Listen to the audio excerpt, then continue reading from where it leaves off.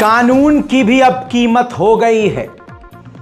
आपको पिछले कई ऐसे फैसले नजर आ चुके हैं जिसमें यह साफ आपका दिल नहीं मान रहा कि यह फैसला सही है। चाहे बाबरी मस्जिद पर आया हुआ फैसला हो, चाहे ज्ञान व्यापी के ऊपर आया हुआ कोई भी फैसला हो, आप ये देख रहे हैं कि मुसलमानों के साथ सीधा सीधा नाइंसाफी हो रही है। जहां हमें ये लगता है कि अच्छा चलो कानून का ये फैसला है, जज ने ये फैसला सुनाया है, तो अगले एक हफ्ते के अंदर दिख जाता है कि उस जज को इनाम मिल गया। तब पता चलता है कि ना ना ना ना, कानून अंधा भी है, बहरा भी है, लंगड़ा भी है, साथ में कानून की अब कीमत भी है। क्योंकि आपको एक बड़ी खबर फिर से बता दूं, स्क्रीन पर इस रिपोर्ट को ध्यान से देख लीजिए। ये रिटायरमेंट वाले दिन ज्ञान व्यापी में पूजा की अनुमति देने वाले जज को बड़ा तोहफा मिला है। सरकारी यूनिवर्सिटी के लोकपाल बना दिए गए हैं। जी हाँ मेरे दोस्तों, ये वही माननीय जज साहब हैं कि रिटायरमेंट के आखिरी दिन इन्होंने हिंदू समुदाय को खुश करते हुए शायद एक बड़े इनाम के लिए मस्जिद के अंदर तहखाने में पूजा की अनुमति दे दी। अब सवाल यह है कि जिस जगह पर अभी केस चल रहा है और अभी क्लियर कुछ नहीं हुआ, डिक्लेयर नहीं हुआ, और आप उसकी जड़ में पूजा की परमिशन दे रहे हो, तो एक तरह से आपने फैसला सुना दिया। अब आप ये समझ लीजिए कि फैसला फिर क्यों सुनाया। अजी भाई साहब यूनिवर्सिटी के महामहिम बना दिए गए जज साहब अब रिटायरमेंट के फौरन बाद। तो देखिए, रिटायरमेंट का अब जजों का प्लान ये है कि सरकार को खुश करने के लिए ऊपर से जो आदेश आए, भाई बहनों ये फैसला हमारा हक बना है, तो बस मान लिया, सुन लिया, इनाम मिल गया।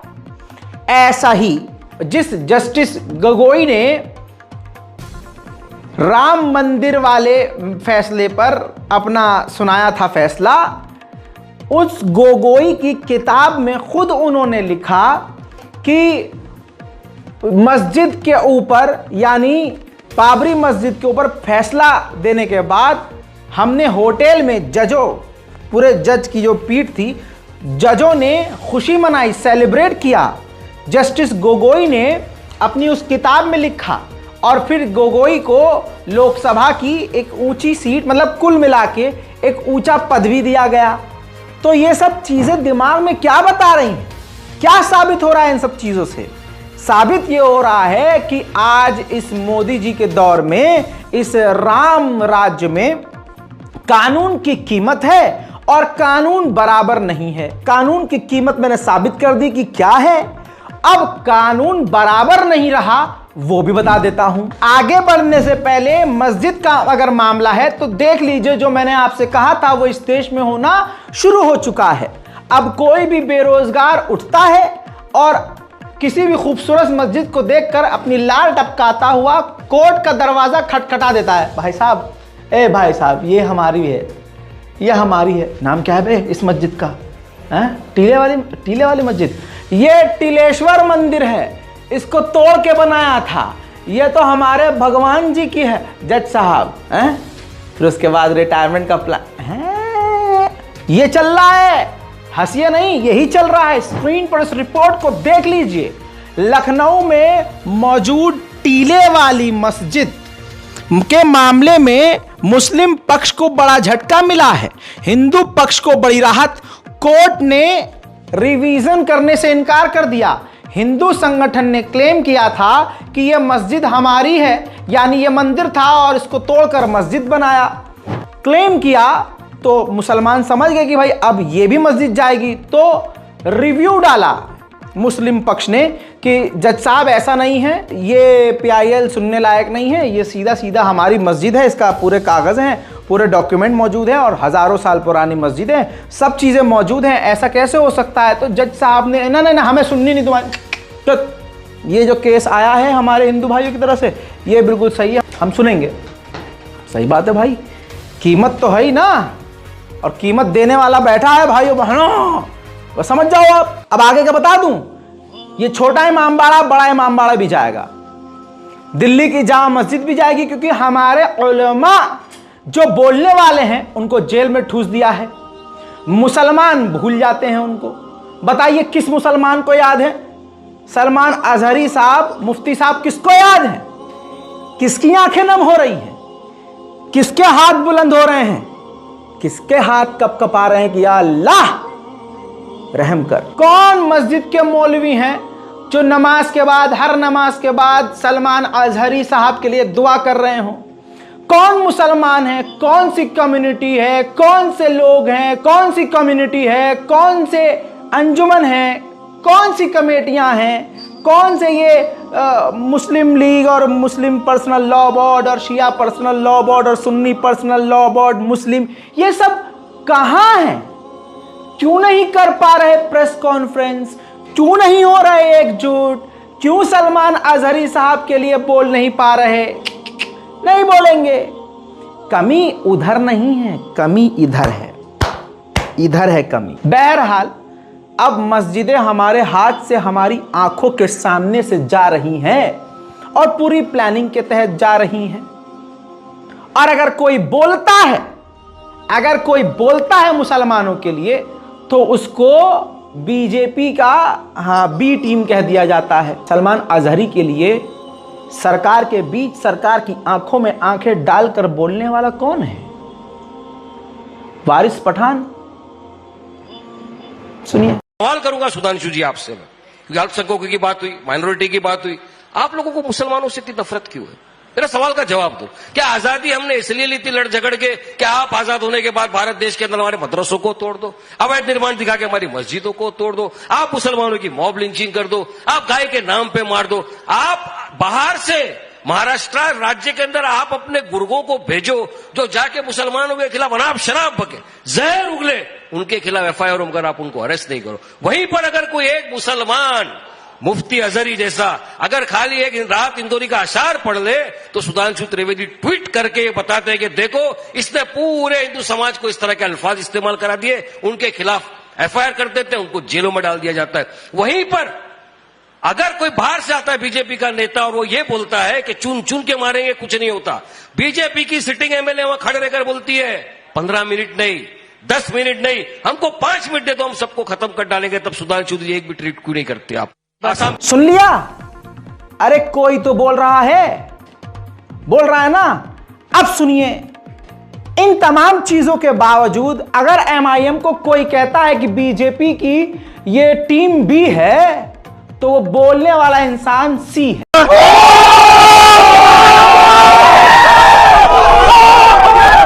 हाँ, अरे जहां एमआईएम गलत कर रही है, आप मुंह पे बोलो एमआईएम के भाई तुम गलत कर रहे हो, ओवैसी के मुंह पे बोलो भाई तुम गलत कर रहे हो, ये बात गलत है तुम्हारी। मना करते हैं क्या बैरिस्टर कि नहीं मेरा विरोध मत करो? विरोधियों का मुंह को चलते हैं क्या बैरिस्टर? एमआईएम विरोधियों का गला दबाता है? नहीं,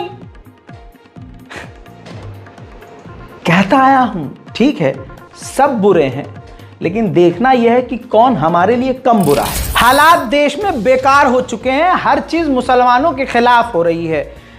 बुरा यह है कि एक मुसलमान भी मुसलमान के खिलाफ बोलने लगता है, ताकि एक जो भीड़ है बहुसंख्यकों की और जो सरकार है वो उससे खुश हो जाए और उसकी पर्सनल जिंदगी सही चलती रहे। उसको अपने आप से मतलब है, दीन इस्लाम से मतलब नहीं है। बहरहाल ये अब जो आपको क्लिप दिखाने वाला हूं, ये नहीं पता कहां का है, लेकिन इसमें एक बहुत बड़ा सबक है, क्योंकि जुल्म सहते सहते बहुत समय निकल चुका है, हमने बहुत कुछ खो दिया है, अपनों को हमने खो दिया है। ऐसे में एक व्यक्ति, पता नहीं कहां का वीडियो है, क्लियर बोल रहा हूं, मेरी आदत नहीं है कि गोदी मीडिया की तरह कुछ भी झूठ बता दूं आपको। वीडियो ये सोशल मीडिया पर ट्रेंड हुआ है और वहीं से ये मैंने लिया है और आपको दिखाने वाला हूं जो इसका सबक है। सुनिए, एक व्यक्ति खड़ा होकर ऑन स्टेज कह रहा है कि साबित हो गया है कई चीजों से कि जो बुर्का पहनने वाली लड़कियां होती हैं वो कमजोर होती हैं, वो वीक होती हैं, और मुसलमानों के सामने कह रहा है। और बेगैरत मुस्लिम लड़कियां जो खुद हिजाब पहने हुए हैं खिकिया के तालियां बजा रही हैं। लेकिन उन सैकड़ों बेगैरत मुसलमानों में से एक गैरतमंद शेर दिल इंसान खड़ा हुआ, और उसने जाकर उसको रोका टोका। कुत्ते की आंखों में डालकर जब शेर ने अपनी जबान चलाई तो कुत्ता मिमियाने लगा बिल्ली की तरह। देख, आज एक बात साबित हो गई कि जो लड़कियां बुर्का लगाती हैं वो कमजोर होती हैं। साबित हो गया। देखो, अगर मैं गलत बोल रहा हूं तो मुझे गलत प्रूफ करो। भाई I am requesting you to make this chief guy stop this program here. He is talking rubbish here. Woman empowerment के नाम पे कह रहा है बुर्का पहनने वाली लड़कियां बुज़दिल होती हैं, कमजोर होती हैं। नहीं, मैंने ऐसा नहीं कहा। I am having the recording. मैंने ऐसा नहीं कहा। I know you inside out. मैंने ऐसा नहीं कहा। I know you inside out. No. ज़ानत से असल पे, ज़ानत। ऐसे मत कहो। आपकी वालिदा बुर्का पहनती है ना? हाँ, कई मौलाना हजरात के साथ किया जाता है ना। मौलाना हजरत वाली बात नहीं। I know you. I know you. अरे what are you doing? What are you saying? सुनो। देखिए सर, वुमेन एम्पावरमेंट अपनी जगह पे, बट बुर्का टारगेट नहीं होना चाहिए ना, इसको बंद करो। आप देख लिया, इसलिए हक बात बोलना शुरू करो मुसलमानों। अब ये रमजान पाक आ रहा है ना, ऐसा नहीं कि सिर्फ रमजान में मुसलमान बन जाएंगे और ईमान पक्का। अब जो तब्दीली अंदर आए आपके, तो ऐसे ही रहना है और उसी राह पर कुर्बान हो जाना है, ऐसे ही मरना है, अपने आप को सुधार लेना है, फिर वैसे ही मर जाना है, मरते दम तक फिर वैसे ही रहना है। ये नहीं कि भैया अब कुर्ता पजामा पहन लिया, अब टोपी लगा के 4 दिन घूम रहे हैं, रमजान आ रहा है, स्नैप डल रही हैं, वीडियोस डल रही हैं। अब जो रील बनाने वाले लोग हैं, अब शुरू हो जाएगा इनका, अब ये सब जो नौटंकी है वो शुरू हो जाएगी। जो पूरे साल लड़की नंगी होके क्लब में घूमी, वो 10 दिन के एतकाफ में बैठेगी अब, और बड़ी बड़ी बातें, बड़े बड़े स्टेटस कुरान पाक के साथ। जो लौंडे पूरे साल अय्याशी और हरामीपना करते घूम रहे थे, अब उनसे बड़ा मौलवी कोई नहीं होगा। वो जितनी बार मस्जिद में जाएंगे उतनी बार स्नैप अपलोड होगी, उतनी बार इंस्टाग्राम अपलोड होगा, उतनी बार रील अपलोड होगी। ये क्या है? दिखावा, ये दिखावा। और जैसे ही ईद का चांद नजर आया, अगले दिन क्लब में, अगले दिन पब में, गाड़ी में बज रहा है ओहो डियोर सॉन्ग बज रहा है, पंजाबी म्यूजिक बज रहा है, भैया स्वैग चल रहे हो, पूछो ही मत। तो फिर इस रमजान का फायदा क्या? जैसे गाड़ी आप लेते हैं, चाहे मर्सिडीज ले लीजिए आप, चाहे मारुति सुजुकी ले लीजिए, आपको गाड़ी वाले कहते हैं भाई आप 6 महीने में, साल भर में सर्विस कराने आइए, क्योंकि साल भर चलने के बाद आपकी गाड़ी में बहुत सारी गंदगी होती है, वो उस दौरान जब आप आएंगे हम निकाल देंगे, ठीक कर देंगे, इंजन सही हो जाएगा भाई साहब। जो भी क्लच प्लेट खराब हो गई, स्टीयरिंग में कोई दिक्कत आ गई, हम ओके करके देंगे। उसके बाद आप लेके जाइए और फिर आप उसको तरीके से चलाइए, अच्छी चलेगी गाड़ी।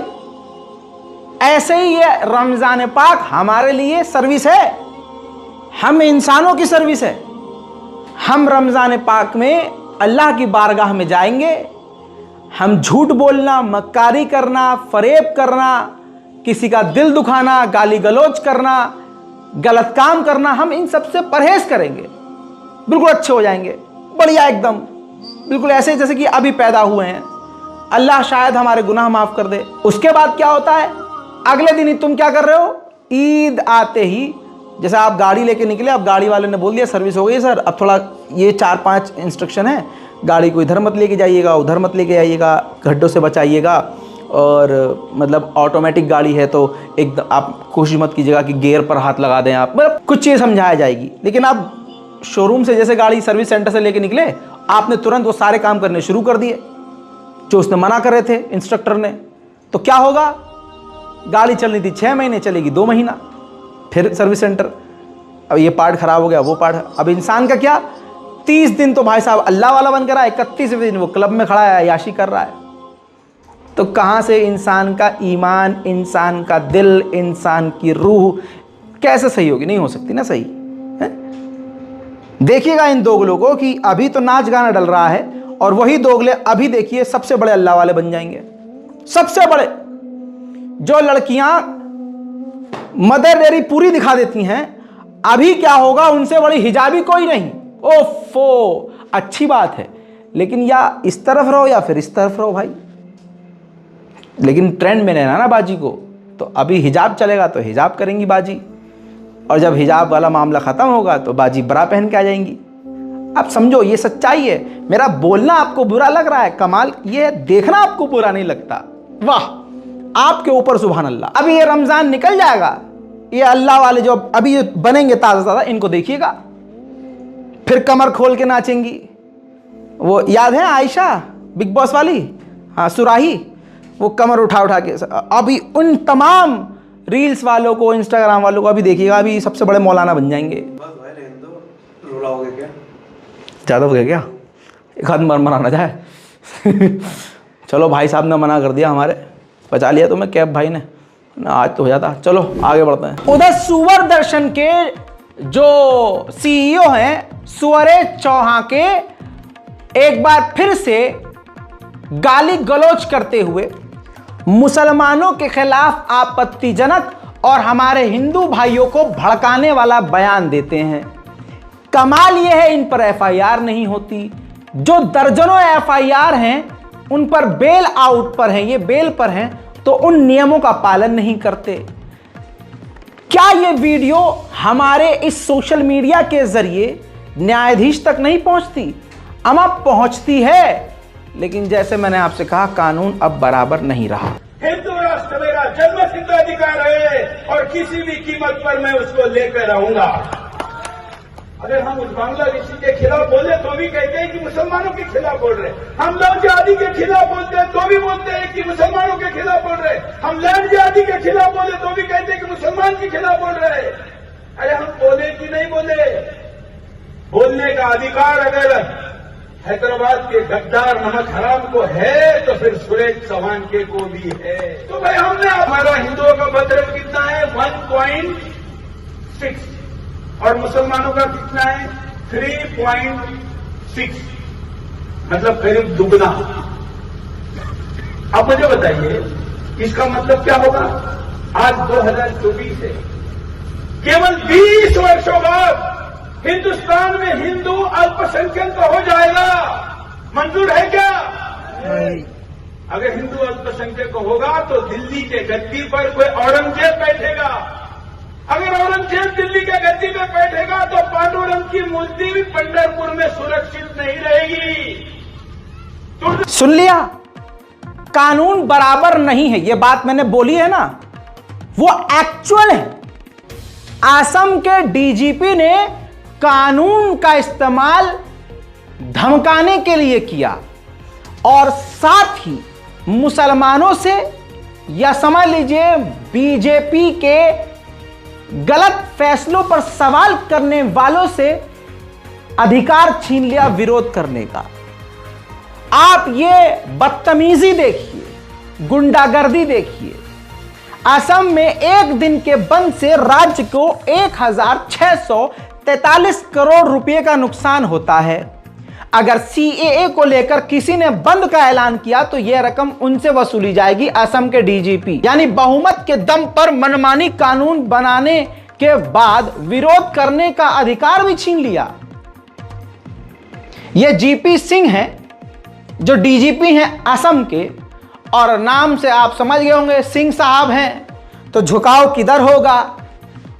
तो आपसे मैंने कहा ना, कानून अब बराबर नहीं रहा। हकीकत यह है कि इस बीजेपी सरकार का किरदार विरोधियों के लिए आतंकवादियों जैसा है। अभी सब हिल जाएंगे, रजा भाई ये क्या बोल दिया? ये मैं नहीं बोल रहा हूं, स्क्रीन पर देख लीजिए। ये बात बोली है हाईकोर्ट ने हरियाणा सरकार को फटकार लगाकर कहा कि आप आतंकवादी नहीं हैं, आप सरकार हैं, आतंकवादी नहीं जो किसानों पर गोलियां चलवा रहे हैं।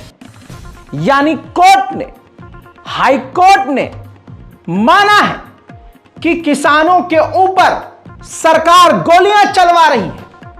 याद है मेरा वो शो जिसे डिलीट करवाया गया, जलियांवाला बाग 2.0 प्रूफ। अब मेरे दोस्तों आइए डबल इंजन का डबल फेस यानी दोगला चेहरा दिखाते हैं। कानपुर में 2 सगी बहनों का बलात्कार किया गया, उनकी अश्लील वीडियो बनाई गई, उनकी वीडियो से उनको धमकाया गया, ब्लैकमेल करके बलात्कार किया गया और कत्ल कर दिया गया।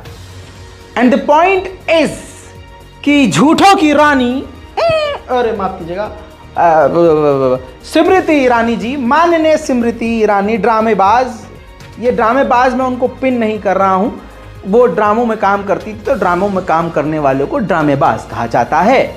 ऑन कैमरा ऑफ कैमरा माशाल्लाह इतनी बेहतरीन ड्रामेबाज हैं कि क्या ही कहें। 2013 में जब किसी का बलात्कार होता था तो स्मृति ईरानी को रोना आता था। देखिए ना, बुलाइए मीटिंग, हम एक स्वर में बोलेंगे कि अगर बच्ची का बलात्कार करते हो तो इस देश में सजाए मौत होगी। हाँ, मैं जानती हूं कि हमारे कोर्ट्स चोक्ड अप हैं, कि आज 13 जजेस पर मिलियन की जगह 50 जजेस पर मिलियन की जरूरत है। मैं ये भी जानती हूं कि आज फोरेंसिक लैब्स के लिए हमने 2012-13 में मात्र 11 करोड़ का ही आर्थिक आवंटन किया है। मैं ये भी जानती हूं कि स्टेट गवर्नमेंट्स ने बार बार कहा है कि हम फास्ट ट्रैक कोर्ट हर जिले में चलाना चाहते हैं। मैं पूछना चाहती हूं कि उनकी आर्थिक सहायता के लिए हम सबने मिलकर केंद्र के माध्यम से कितनी सहायता भेजी है। ये कितने प्रश्न हैं जिनके ऊपर चर्चा की जरूरत है, साथ ही उस अमेंडमेंट की जरूरत है जो ये खौफ कम से कम, ये संदेश कम से कम दे पूरे देश को कि अगर एक 5 साल की बच्ची का बलात्कार होता है तो चुपचाप बैठकर ये हाउस तमाशा नहीं देखेगा। सर, अगर अगले 24 घंटे तक आप ऑल पार्टी मीटिंग नहीं बुलाते हैं तो फिर your stand that you are aggrieved, you are pained, not only as a parent but as the home minister of India, sir, will stand exposed. Today, as not only a member of parliament, forget that, as a mother I appeal to you, please call for that meeting so that the Indian polity in a united voice can tell the people of India that we will not fail you. Thank you. कितनी अच्छी बात कही, आय हाय, फिदा हैं हम आप, खुशी हुई हमें। आप क्या थी लेकिन क्या हो गई। मेरे दोस्तों, आपकी स्क्रीन पर इस रिपोर्ट को देख लीजिए, आप ध्यान से देखिए। मिड डे में पूरा ये मामला छपा है। अब स्मृति ईरानी का खून नहीं खोलेगा। मई 23 को रेप केस हुआ एक नेता के खिलाफ। जुलाई 23 में उसने शिंदे सेना, बीजेपी वाली समझ लीजिए, बहुसंख्यक वाली, ज्वाइन कर ली उस बलात्कारी ने। और फरवरी 24 को पुलिस ने वो रेप केस जो नेताजी पे था बंद कर दिया। Rape case closed. क्योंकि आप जानते हैं निरमा, टाइड, सर्फ एक्सल ये क्या मिलके दाग धोएंगे जो बीजेपी धो देती है। आहा, बात तो सही है भाई। लेकिन एक बात और हो गई है, माननीय नितिन गडकरी साहब गिरफ्तार हो सकते हैं। उनको आतंकवादी, उनको देशद्रोही, उनको मक्कार, उनको देश का गद्दार, उनको कौम का गद्दार कहा जा सकता है। कैसे? वो ऐसे कि उन्होंने द लल्लन टॉप को एक इंटरव्यू दिया, उसमें उन्होंने बताया कि देश की हालत सही नहीं है, हमारे पास स्टोरेज नहीं है, हमारे पास बहुत चीज़ें। हो माय गॉड, क्या बीत रही होगी मोदी जी पर। देखिए, आपको याद होगा हरियाणा, पंजाब में गेहूं और चावल रखने के लिए रेलवे के प्लेटफॉर्म यूज़ करने पड़े हमको। हमारे पास स्टोरेज कैपेसिटी नहीं है।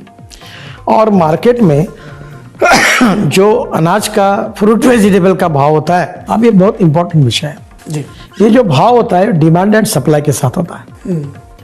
और इसलिए फर्टिलाइजर की कीमतें बढ़ गई, इंसेक्टिसाइड की बढ़ गई, सीमेंट और स्टील की बढ़ गई, पर अनाज की कीमत लगभग वैसी है। मैंने अगर आज पूछा आपको कि 20 साल पहले चावल का भाव क्या था और आज क्या है, ज़्यादा बढ़ोतरी नहीं हुई। और इसके कारण खेती इकोनॉमिकली नॉन वायबल हुई। हमारी एग्रीकल्चर ग्रोथ रेट जीडीपी में कंट्रीब्यूट करती है केवल 12%। हमारी मैन्युफैक्चरिंग सेक्टर कंट्रीब्यूट करता है 22 से 24% और सर्विस सेक्टर 52 से 54%। हमारे एग्रीकल्चर पर जो पॉपुलेशन डिपेंड होती है वो 65%। जब गांधी जी थे तब 90% आबादी गांव में रहती थी और धीरे धीरे ये 30% का माइग्रेशन क्यों हुआ? इसका कारण आज गांव, गरीब, मजदूर, किसान दुखी है। इसका कारण यह है कि जल, जमीन, जंगल और जानवर, रूरल, एग्रीकल्चर, ट्राइबल, ये जो इकोनॉमी है, यहाँ अच्छे रोड नहीं है, पीने के लिए शुद्ध पानी नहीं है, अच्छे अस्पताल नहीं है, अच्छी स्कूलें नहीं है, किसान के फसल को अच्छे भाव नहीं है। और ये जो सस्टेनेबल डेवलपमेंट जो होनी है हुई नहीं ऐसा नहीं, पर जिस प्रपोर्शन में बाकी इसमें हुआ उतना नहीं हुआ। कभी भी गिरफ्तार हो सकते हैं। मोदी जी के खिलाफ ऐसी मुहिम कैसे छेड़ रहे हैं बीजेपी में होने के बाद? नहीं हो सकता। कांग्रेस को देखिए, आइए सीधा ऐसे मारता तुम्हारा भाई टर्न। कांग्रेस वाले खुश हो रहे होते हैं, और यार राजा इन्होंने भाया भी लौंडा बहुत बढ़िया फाड़ देता है, बहुत बढ़िया। और ये तारीफ उनकी ख़त्म ही नहीं हो रही थी कि उन पे भी फूट जाता है बेचारे। इसीलिए मैं किसी का फेवरेट नहीं हूँ और मैं किसी पार्टी को सीधा सपोर्ट नहीं करता। MIM की जो बातें अच्छी हैं मैं बताता हूँ, कांग्रेस की जो बातें अच्छी हैं मैं बताता हूँ, बीजेपी की क्या निकल गया, है ही कुछ अच्छी नहीं। कुछ तो अच्छा होता, जो दूसरी पार्टियां उनका अच्छा भी बताता हूँ और बुरा भी सबको बताता हूँ, हैं। अब सुनिए, कांग्रेस का भी सुन लीजिए।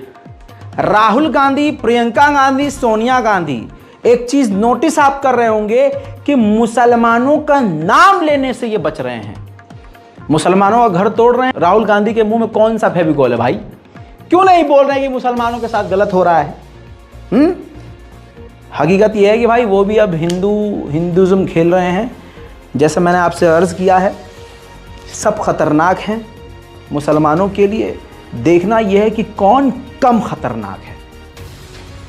राहुल गांधी इतने बेहतरीन इंसान हो पूछो मत। लेकिन चालाकी ये देखिए, मुसलमान का नाम नहीं ले रहा अगला आदमी, क्योंकि जो है ना ऐसी सोच वाले, वो उनसे भी तो कट जाएंगे फिर कि यार तुम तो फिर समझना होगा हमें ये। अब जो कांग्रेस में मुसलमान लोग हैं, उनका भी ये कहना है कि भारत की राजधानी दिल्ली में उनको तक किराए का मकान इसलिए नहीं मिल रहा है क्योंकि वो कांग्रेस से हैं, और सबसे बड़ी बात कि वो मुसलमान है, और सामने से अगला आदमी कहता है कि तुम मुसलमान हो, हम तुम्हें किराए पर मकान नहीं दे सकते, जाओ। ये नेताओं के बच्चों और नेता का हाल है। सुनिए, क्या मुसलमान हिंदुस्तान में सुरक्षित हैं?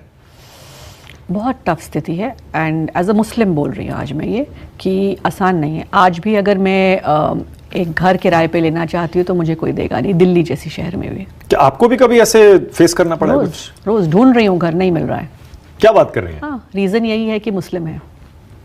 अरे आप अहमद पटेल की बेटी हैं? मेरी माँ को नहीं मिला घर 2 साल पहले, जब हम 23 मदर टेरेसा क्रेसेंट। वो तो मुझे कहानी याद है, आपने पहले भी बताई थी। पर आज भी तो कांग्रेस पार्टी का इतना बड़ा चेहरा है जी, इसीलिए एक तो पॉलिटिकल, दूसरा मुस्लिम, तो बिल्कुल। तो ये आपको क्यों लगता है कि मुस्लिम है इसलिए चेहरा नहीं मिल रहा? क्लियर कट बोलते हैं कि मुस्लिम फैमिली नहीं देना चाहते अपना घर। सामाजिक कार्यकर्ता सलमान, आपको याद होंगे, ये वही सलमान हैं जो मुसलमानों के ऊपर जुल्म और उनके मकानों के टूटने के बाद हल्द्वानी क्षेत्र में पहुंचकर नोटों की गड्डियां बांट रहे थे। लेकिन सुअरों के झुंड में तकलीफ ऐसे हुई जैसे कि उनके अंदर से घसीट के नोट निकाल कर दे रहे थे। भाई तुम्हारी औकात 2 रुपये में ट्वीट करने वालों की है, तुमसे नोच के दे रहा है क्या अगला आदमी पैसा? भाई साहब, उनके खिलाफ FIR हुई, ईडी को शिकायत की गई कि भाई इतना पैसा कहाँ से आ रहा है। बहुत चीज़ें हुई। उसके बाद कुछ उखाड़ नहीं पाए तो सलमान का 1.23 मिलियन फॉलोवर वाला जो इंस्टाग्राम अकाउंट था, वो अकाउंट डिलीट कर दिया। उससे क्या होगा? एक ख़ास मुल्क है ऐसा इस वक्त, जो इस वक्त फ़िलिस्तीनियों पर बेइंतहा जुल्म कर रहा है और सोशल मीडिया का इस्तेमाल बिल्कुल भरपूर तरीके से हथियार की तरह कर रहा है। यहां भी वही हो रहा है। अकाउंट डिलीट करने से क्या होगा? क्या उखाड़ लोगे? हैं? सलमान को सुनिए। अस्सलाम वालेकुम रहमतुल्लाहि बरकातहू। जैसा कि आप सब लोग जानते हैं, हिंदुस्तान में कोई भी मुसलमानों का एक मीडिया चैनल नहीं है, मगर हम कम से कम सोशल मीडिया का इस्तेमाल कर कर उन मजलूमों के हक में हम आवाज को बुलंद करते हैं। और हमने भी यही किया था। हल्द्वानी के मजलूम मुसलमानों के लिए हमने अपनी आवाज को बुलंद किया था, मगर अफसोस की बात है कुछ नफरती पिंटुओं को वो हजम नहीं हुई और उन लोगों ने जो मेरी आईडी थी जिसके ऊपर 1.4 मुजाहिदों का लश्कर था, वो आईडी को उन लोगों ने सस्पेंड करा दिया। ऐसे हजारों नहीं, लाखों नहीं, करोड़ों ऐसे आईडीज कुर्बान हैं वो मजलूमों के ऊपर से। मुझे फर्क नहीं पड़ता, अल्हम्दुलिल्लाह। अब मैं उम्मीद रखता हूं अल्लाह की जात से, तो कम से कम हम एक ऐसा एक इत्तेहाद बनाएंगे, एक प्लेटफॉर्म बनाएंगे जहां से मजलूम मुसलमानों के लिए एक हक की आवाज बुलंद हो। नारे तकबीर, अल्लाहू अकबर। सुन लिया? देखिए, सलमान भाई ने जो बात कही है हकीकत है। लेकिन एक बात है, वो ये कह रहे हैं कि मुस्लिम प्लेटफॉर्म नहीं है, चैनल नहीं है मुसलमानों का चैनल। भाई मैं, ये क्या है, ये मैं किसके गुणगान गा रहा हूँ, मैं किसकी आवाज़ बुलंद कर रहा हूँ? मुसलमान होने का मतलब ये नहीं कि मैं सिर्फ मुसलमानों की आवाज़ उठाऊं। मुसलमान होने का मतलब है मजलूम के साथ खड़ा होना, दबे हुए का हाथ पकड़कर उठाना। हुजूर पाक सल्लल्लाहु अलैहि वसल्लम किसी से उसका मज़हब तो नहीं पूछते थे, हैं? मोहब्बत से फैला है इस्लाम, तलवार की ज़ोर पे तो नहीं। तो सलमान भाई से और आज तमाम ऑडियंस से यही कहूँगा कि मैं और मेरे जैसे बहुत यूट्यूबर्स हैं जो अपनी जान हथेली पे लेके दर्जनों सैकड़ों केस झेल के अपने देश में शांति और अमन के लिए लड़ रहे हैं और अपनी कौम का बचाव कर रहे हैं इस YouTube प्लेटफॉर्म के जरिए। सवाल यह है कि कितने मुसलमान हमें सपोर्ट कर रहे हैं? 30 लाख, 32 लाख बहुत बड़ी बात है लोगों के लिए, लेकिन कौम की आवाज़ जो बुलंद करे उसको 30 लाख सपोर्ट करें, ये दिमाग में बैठने वाली बात नहीं है, ये सेटिस्फिकेशन वाली बात ही नहीं है, ये मुतमईन करने वाली बात ही नहीं है। सिर्फ मैं अपने लिए नहीं बोल रहा हूँ, जो भी मुसलमानों के लिए, कौम के लिए और हक बात जो दिखा रहा है, बताइए। आप खुद अपने आप से पूछिए, आप ये चैनल देख रहे हैं तो सब्सक्राइब किया हुआ है? आपने कितनों से कहा है कि सब्सक्राइब कीजिए, रज़ा भाई को कीजिए, फलाना वो शख्स है वो अच्छा बताता है, वो शख्स है वो हक बात बोलता है, उसके चैनल को सब्सक्राइब कीजिए। सब्सक्राइब करने का क्या लगता है आप लोगों का? पैसा नहीं, ईमान लगता है। होगा तो करोगे ना सब्सक्राइब। आपको क्या पता 4 दिन क्या हुआ, रज़ा भाई की डेट कहाँ पड़ रही है, तारीख कहाँ पड़ रही है, कौन से मैटर में रज़ा भाई को थाने जाना पड़ रहा है, कौन से मैटर में वकीलों की टीम अरेंज करनी पड़ रही है, हाई कोर्ट, ये कोर्ट, वो कोर्ट, सब कुछ करना पड़ रहा है। आपको क्या, कभी मैं आपको लोगों को ब्यौरा देता हूँ? नहीं देता। हाँ, इतना कह देता हूँ कि भाई साहब ये बार कोड है, इसमें जो है रज़ाग्राफ़ी के लिए अगर जो डोनेशन देना चाहता है देते रहिएगा, ताकि रज़ाग्राफ़ी और हमारी टीम लगातार काम करती रहे। क्यों? क्योंकि हमारे वीडियोस को डिलीट करवा दिया जाता है। यही मैं बोलता हूँ ना, आप समझ रहे हो? कितने लोग सपोर्ट करते हैं? ये सोचने का मुकाम है। हलवा सबको चाहिए, लेकिन करछुल किसी को नहीं चलानी है। सोच के देखिए, सिर्फ अपने लिए नहीं, खुदा की कसम, परवरदिगार की कसम, रब की कसम, सिर्फ अपने लिए नहीं बोल रहा हूं, अपने जैसे तमाम यूट्यूबर्स के लिए बोल रहा हूं जो बेचारे दिन रात मेहनत कर रहे हैं, लेकिन उनको आप लोग सपोर्ट नहीं करते हैं। करिए सपोर्ट, सुकून मिलेगा। मुसलमानों को जिंदा होने की अल्लाह तौफीक दे।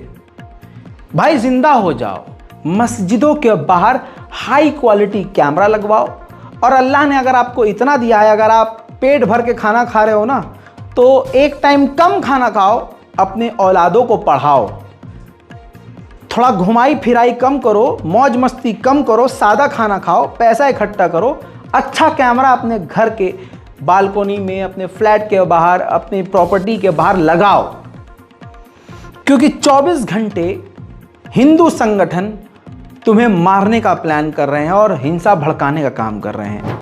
गाजियाबाद में शब-ए-रात के दिन एक बड़ा कांड हुआ। गाजियाबाद हिंदू रक्षा दल के 2 गुंडों ने जूता पहनकर मस्जिद के अंदर घुसपैठ की। अनुज और दक्ष चौधरी का नाम इसमें आया है। मुसलमानों को गालियां बकी।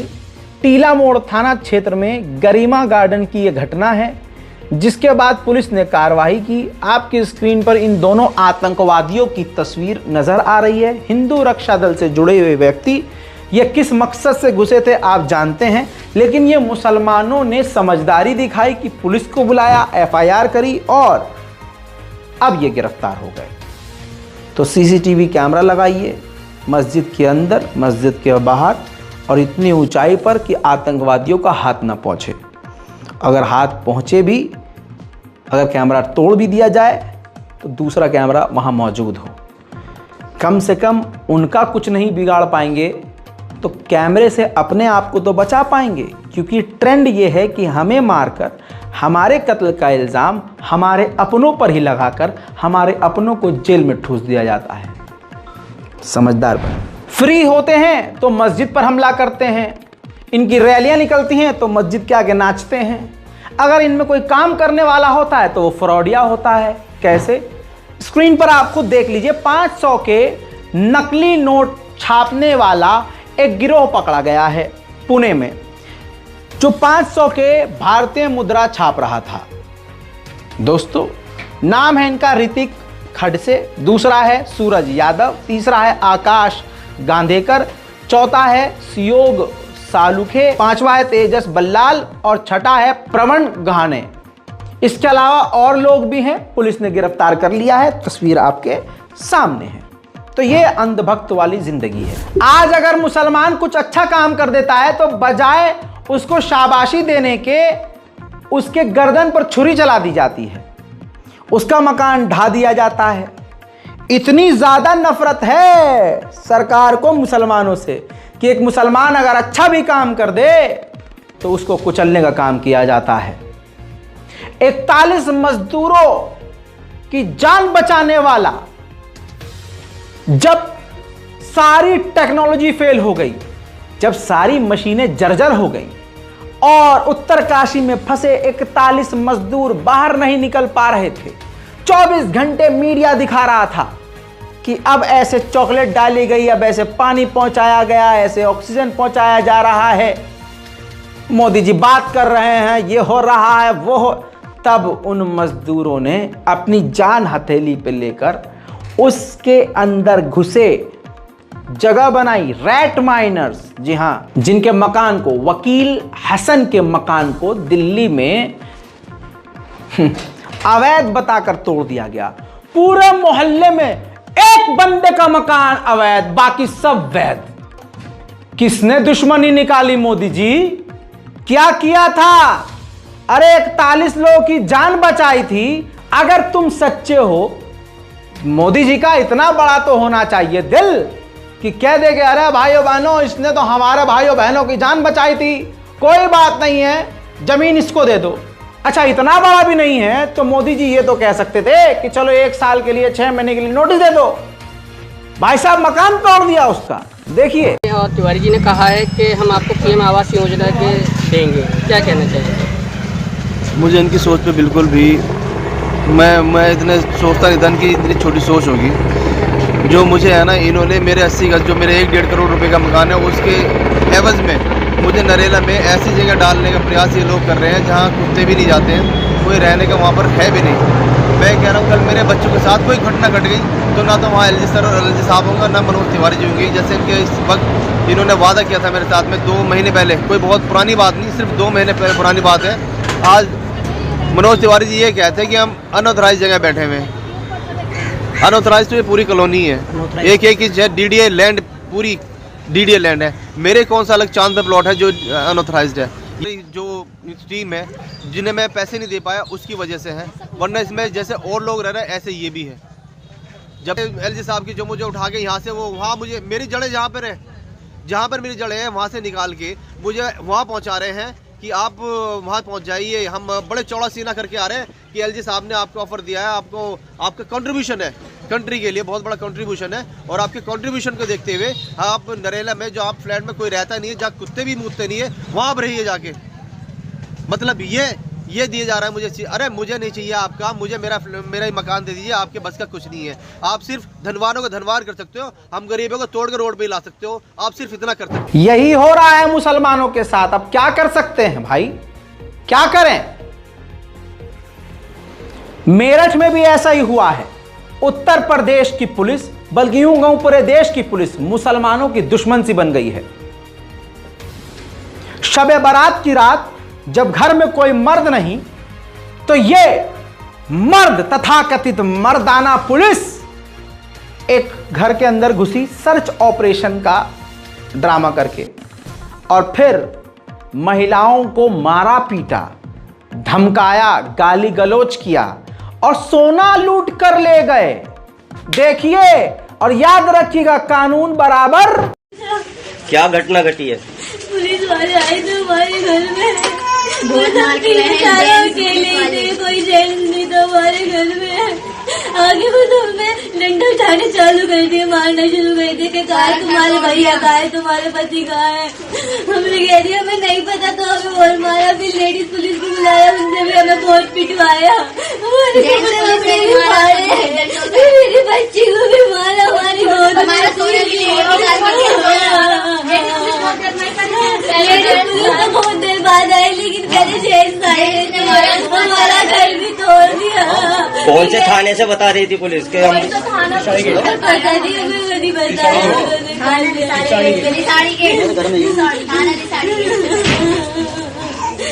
मुसलमानों को तो ऐसे मारेंगे पकड़ पकड़ के, तो तुम्हें भी उठा के ले जाएंगे यहाँ से, ले जा रहे थे हमारे बच्चे को भी मारा उन्होंने,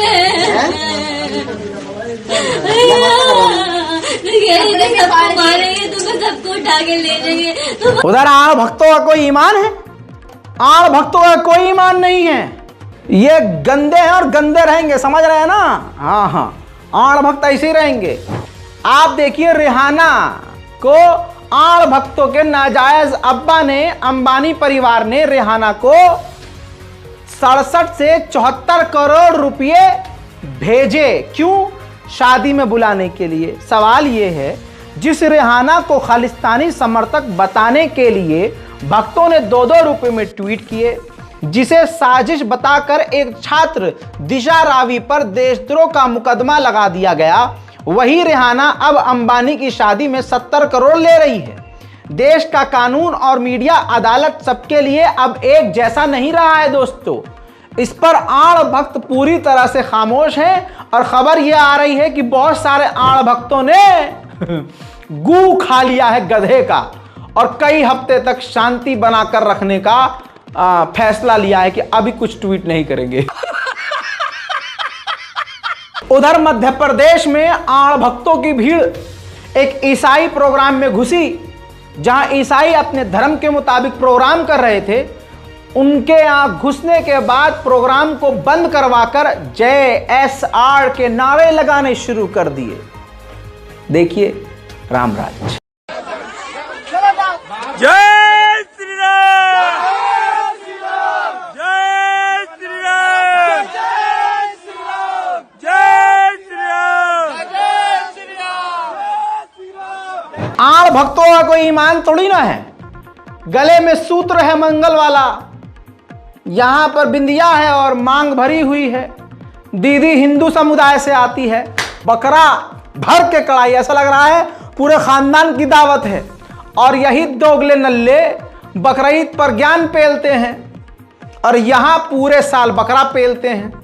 अरे कोई तो ईमान रखो भाई साहब, कुछ इनकी गलती नहीं है। जो दिन में खाना खा रहे हैं और रात में सोने से पहले गौमूत्र पी रहे हैं, उनका दिमाग भ्रष्ट होगा ही।